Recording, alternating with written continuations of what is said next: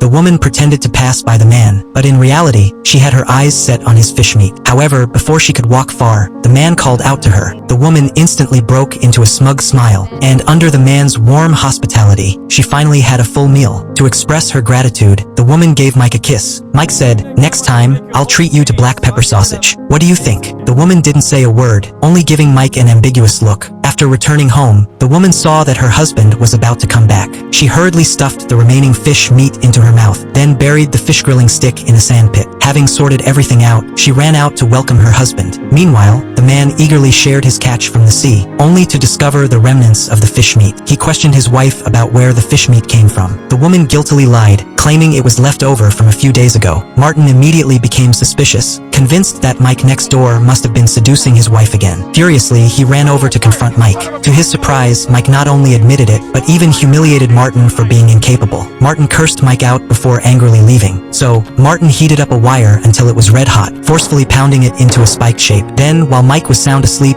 he secretly took his diving goggles. Finally, Martin even jumped into the sea to catch fish in a brazen manner. However, little did he know, this short moment in time would make him regret for the rest of his life. Before long, Mike woke up and discovered his goggles were missing. Mike instantly understood that Martin must have stolen his goggles to catch fish. Mike flew into a rage. Ignoring the woman's attempts to stop him, he grabbed a fish spear, ready to fight Martin to the death. However, with the woman's continuous obstruction, Mike couldn't break free for a while. But just as he was tangled up with the woman, Mike suddenly changed the target of his revenge and started chasing the woman instead. 3 minutes later, not only did the woman not blame Mike for his rudeness, she even begged Mike not to tell her husband about what had just happened. Mike reluctantly agreed. When Martin returned from fishing, he smugly tossed the goggles back to Mike, thinking the other man would be furious. To his surprise, Mike seemed indifferent, even secretly delighted. Martin sensed something was off. He proudly showed off his spoils to his wife, but faced with her husband's enthusiasm, the wife avoided eye contact, not daring to look directly at him. Martin also gradually realized the gravity of the situation. He glanced at Mike in the distance, then at his wife with complex emotions, instantly understanding everything. Martin was so angry he didn't know whether to laugh or cry. His rage reached its peak.